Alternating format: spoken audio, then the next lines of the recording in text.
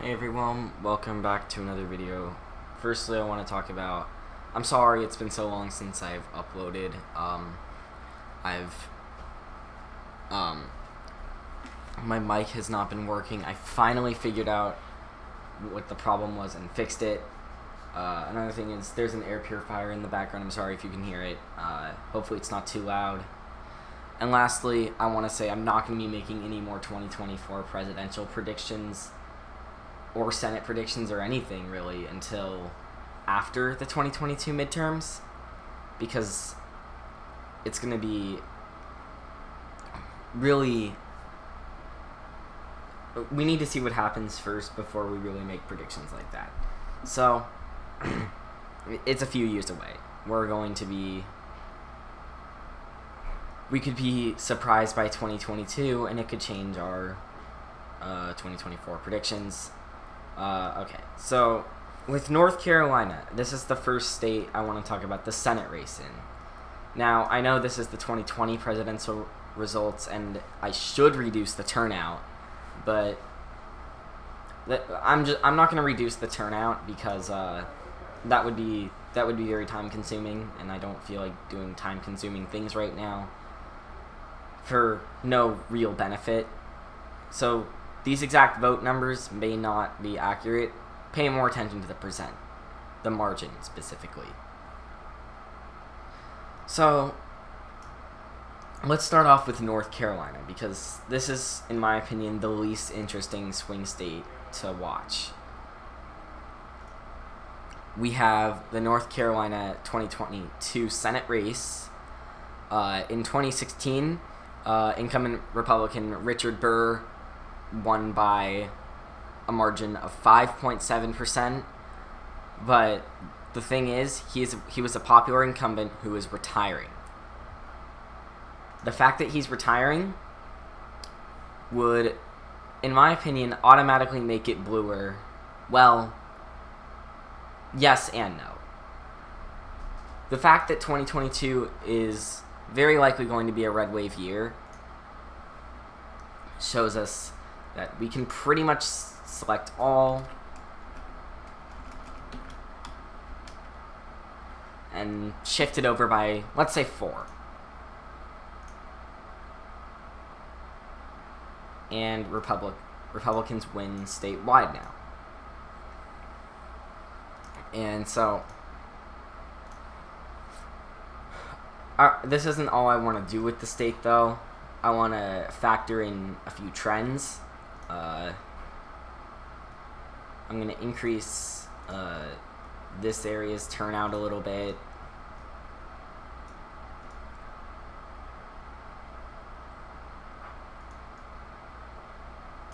And then probably right here as well.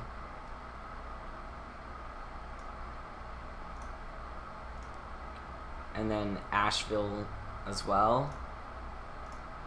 And then in terms of actual voter support, I'm going to shift these counties slightly left.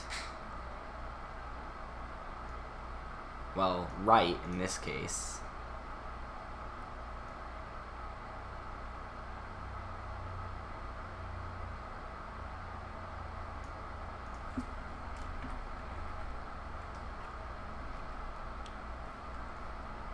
So yeah, I'm going to say it's about an R+5.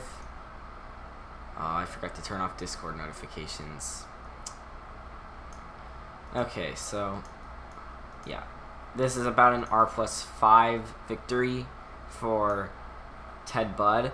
However, if Pat McCrory is the Republican nominee, I'm going to shift all counties by 2 points to the left, because Pat McCrory is a terrible candidate to run in the 2022 midterms, because I don't actually have the 2016 governor race pulled up, but Trump won the state. Richard Burr won it by 5.7. Trump won it by 3.7. But Pat McCrory, the incumbent Republican governor, lost re-election by 0.2 to Roy Cooper, who then went on to win re-election by a much more solid margin. I probably should have pulled up Jackson Jude, but I didn't, so this is what we're stuck with. In 2010, Richard Burr won by a lot more, but it was a red wave year. So this is just what we can expect in general. We can expect the Republican Party to win the state, no matter who the nominee is at this point. And the Democratic Party already has a pretty much set in stone frontrunner, Sherry Beasley. Jeff Jackson jumped out of the race, which was huge for the Democratic Party, specifically Sherry Beasley, who will now have all the campaigning to herself on the Democratic side. And that's about it. So, I did not open up the Senate map. That was big brain on my part. So yes, I'm not even going to close this until we're done. So I'm going to actually characterize in all of our safe states that I don't necessarily think are going to go by a safe margin, at least not for all of them, but states that I do think don't really have a shot at flipping to the other party. So yes, I'm even going to include Colorado, because I just don't see a D+13 state flipping away from the Democratic Party just because even if it's just a red wave year, because it is still trending towards the Democratic Party. I just don't see it flipping. Similarly, Ohio I don't think is going to be won by 15 or more, but I do think that it is worth pointing out that Ohio's not going to flip. And realistically, neither is North Carolina, but it has a much more solid chance at flipping than Ohio. So that's it for part 1 of 8. Now I know there's only 7 states that aren't safe characterized, but I think that if Pat